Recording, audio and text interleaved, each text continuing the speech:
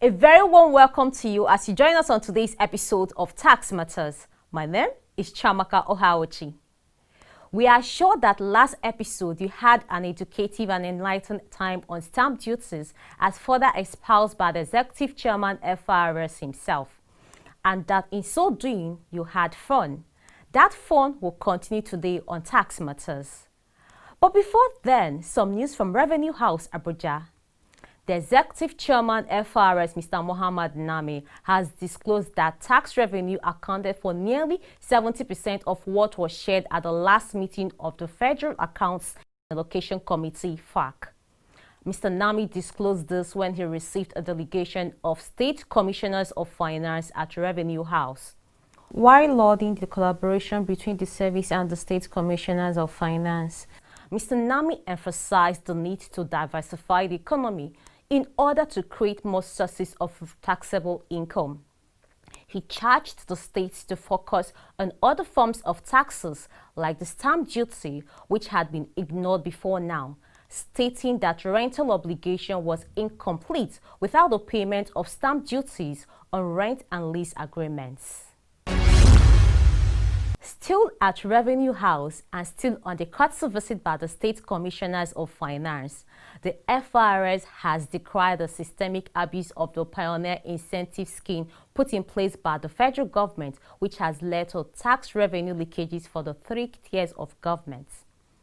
According to the FRS, it has discovered that Pioneer status certificates has been issued to companies that were not in any way pioneers in their fields and therefore undeserving of such status.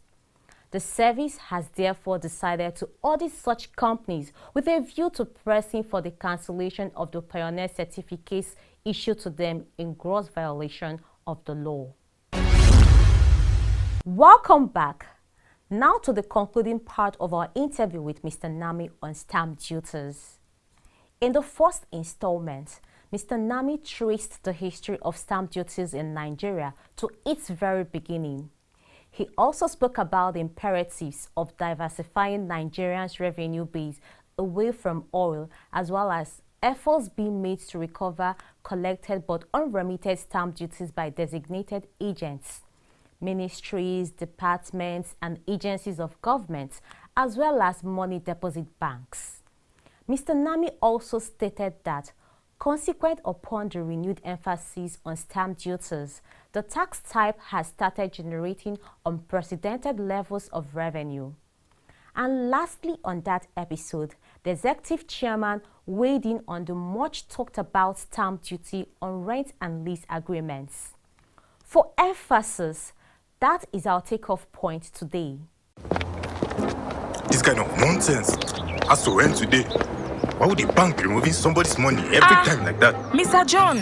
My neighbor. Yes, sir. Why are you rushing to like this? Can you imagine? I just sent money for my son, and I got a debit alert of 15 naira from my bank as stamp duty. I am going to seek explanation from my bank because I made a transfer, not post a letter.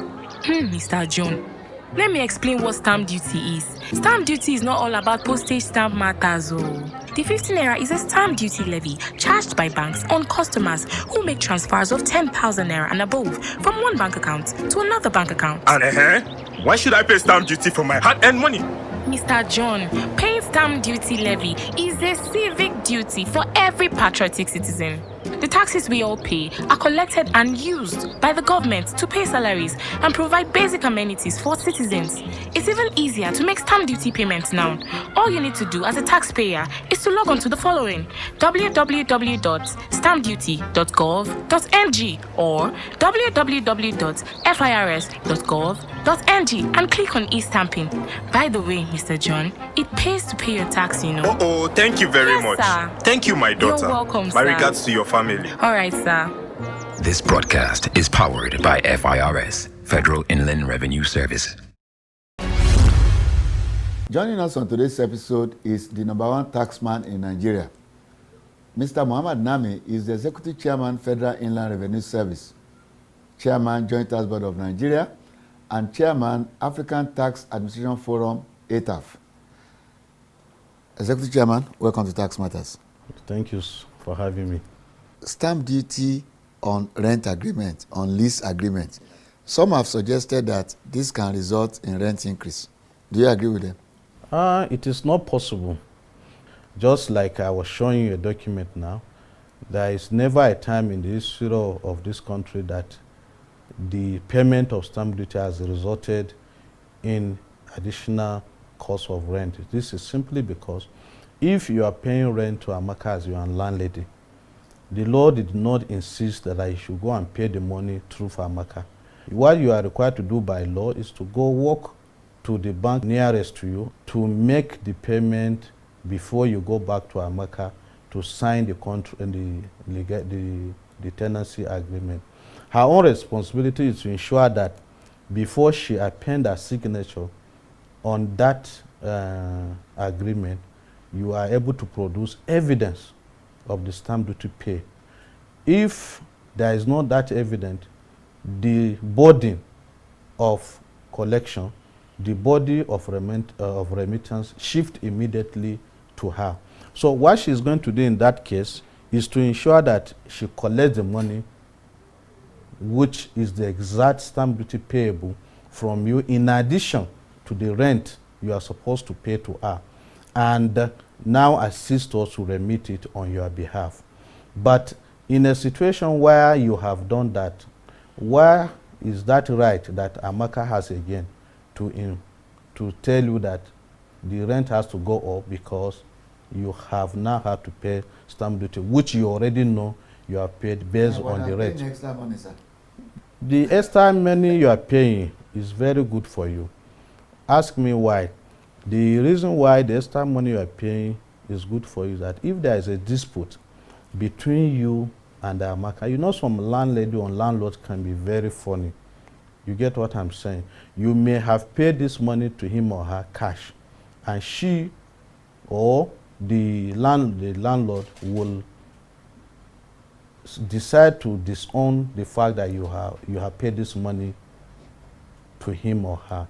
So when it becomes a court case, if you tender that agreement at the court of law, then you will get the judgment expeditiously in your own favor. So that is why you should not constitute it as an additional burden, because the price that you are going to pay in terms of paying the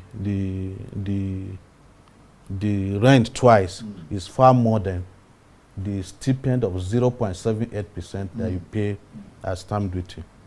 We agree that it's money well spent because it gives protection to the tenant, and of course also it gives protection to the landlord in case of dispute. At the launching of the interministerial committee, you announced to the public that between the first 5 months, or let's say between January and June, you had collected 66 billion naira from stamp duties. That was about 2 months ago. This is middle of August. Any updates? Have you done better?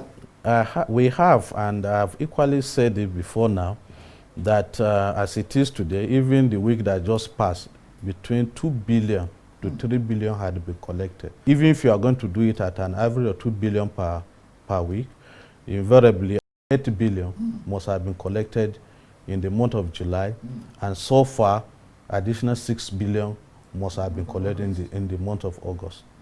That's very commendable. All right, sir. Do you think stamp duties can deliver the level of revenue earnings desired by the government? Sure. If you look at it from the chargeable transactions, if not for the fact that the stamp duty or tax revenue in entirety before now had been relegated to a position of a supplement, the capacity stamp duty has as a result of the chargeable transaction in terms of revenue collection or generation for this government, if it is sincerely pursued, if it is sincerely harnessed, will push oil revenue to secondary in this country. We currently have about 136 chargeable transactions. 136. The 137 is the penalty and interest for failure to collect, because it is huge too if you refuse to collect. And I have number 137 item, if you are supposed to deduct 10,000 and you refuse to deduct, and I charge you penalty at 10%, another item has been introduced because I will get at least 1,000 more. You understand? So, having said that, if you are going to charge 1% also on virtually all the contracts, or if the contractors, like in FIRS is done, in Lagos State government it is already done. You can't pick up contract without preparing the stamp duty. So if we are giving somebody a contract of 1 billion naira, how much is that? 1 million. 1 million. So if you are going to be generating this from all contracts executed between individuals and individual, between body corporate and individual, and between body corporate and body corporate, or between body corporate and ministry, department, and agencies in Nigeria, my sister, you know that going forward, there will not be basis for borrowing in this country. There's no assignment that does not have its own challenges. What challenges have your men on the field, or you at the headquarters, you're on top of it all, what challenges have you encountered since this became the rave of the moment? Well, the challenge is that the first one is that, like I've always said in every opportunity I have, my brother, nobody in the whole world wants to pay tax. That is number one challenge. Number second challenge is that nobody wants to even see a taxman. Number three is the fact that some people are even agents, they'll collect and they want to equally keep. You know, that is the challenge of indirect taxes. Yes, the base is wide. Yes, it's easier to administer. Yes, it's difficult to evade because there's an agent consumer relationship. But that agent who is in the middle, you are going to be faced with the challenge of you collecting and remitting. You know what I'm talking about when it comes to issue of consumption tax, which is called value-added tax. What we noticed is that people who collect money as an agent, yet will keep it for purpose of funding their own operational need. So this is the first issue we have faced so far. The second issue is that of technology that is not there, because the way and manner people operate business today has shifted from the traditional way of keeping record or this concept of physical presence. Everybody today deploy technology to run his or her own business. So if you do not match that capacity with a deployment of an API or a technology which you will be able to have access to transaction base, then it becomes an issue. What do I mean by that? If a taxpayer who is a body corporate, for instance, decided to remit 1 million in a month as stamp duty, if you have no access to his transaction base, you have got to take whatever I say, or you have to wait until you go to the field to carry out fiscal audit on their record.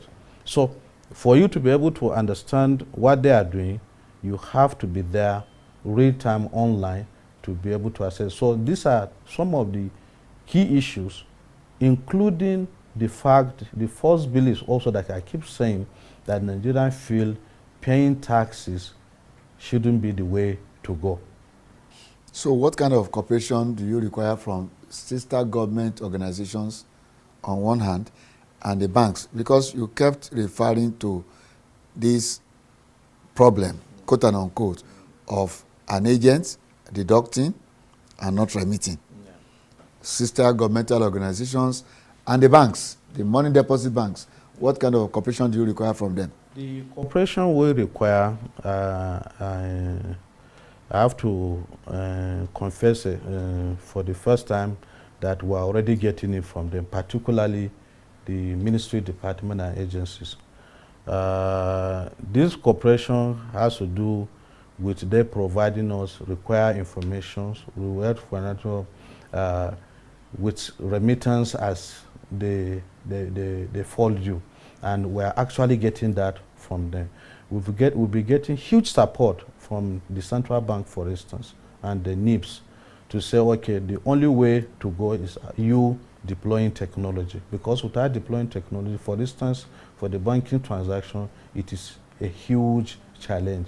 How many people must have paid the money or transfer money from one account to another account today? The only way you can do it, and for you to do it very well, to get the optimal revenue that you should be able to get for government, is for you to deploy technology. We've sat with them. We have set up teams working together so that this is realized. And in the case of ministry, department, and agencies, is for them to key into the GFMIS, because with the collaboration with our Accountant General, we have now requested that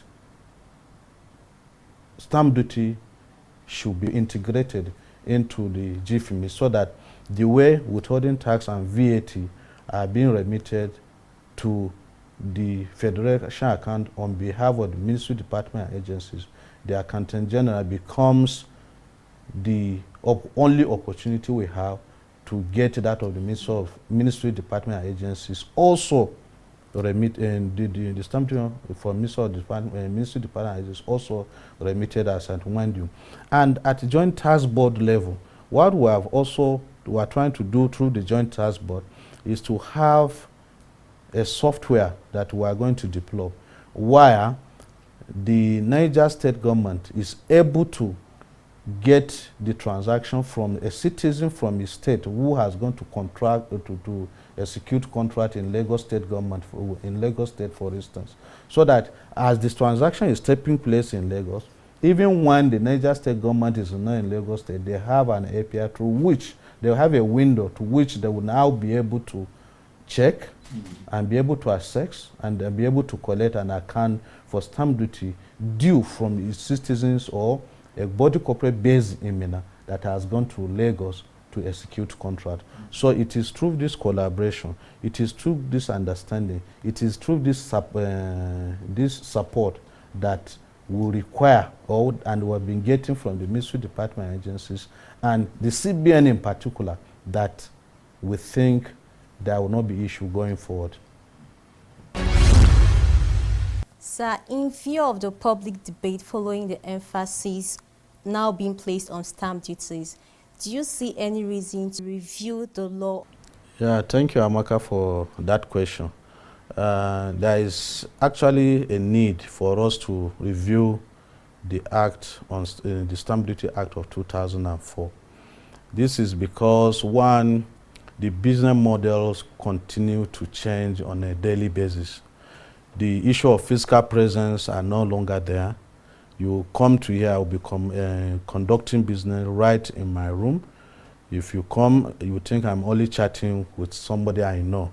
But in actual sense, I could be sending my transaction bill to somebody. I could be even receiving payment and issuing receipt online right from my bedroom.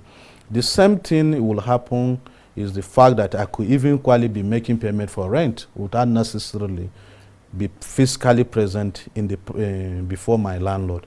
So we have to do that. Secondly, for us to be able to collect these taxes real-time online, you have to deploy you have to approach National Assembly for certain legislative amendment, because indirect tax for VAT, for instance, though we are not discussing VAT, when you collect VAT in this month, you have 21 days in the following month for you to be able to remit it. So when you deploy technology to connect to that taxpayer today, you have not done well to the law of this land. You have to wait. The only thing you can have access to is this transaction bill, so that you do transaction counting and you value it. But for you to get the money when you need it, you do not have that power as it is now. You have to wait until the month that follows the month that these monies were generated. Let's put it that, let's not bring out issue of proceeding for the benefit of those that are listening to us. So we need to amend that. Secondly, where we have identified a lot of lacuna in the Stamp Duty Act, so that those lacunas are being identified, and a committee has been set up by us to work with in-house to work on those lacuna. At the same time, at joint task board level. And everybody has, the respective committees have sent in the issues that they have identified, and by the grace of God, we are going to send them together with 2021 federal government budget proposal for amendment by the National Assembly. Finally, sir, we want to put you on the spot by going back to the issue of stamp duties on lease and rent agreements. Are you going to demand for arrears from tenants? Well, yes, and to some extent I would say no. Yes, in the sense that if that stamp duty has to do with body corporates like the money deposit banks, we will ask for them because there is a circular which directed them to collect. So their refusal to collect is their own responsibility. Okay. So the burden for refusing to collect is their responsibility.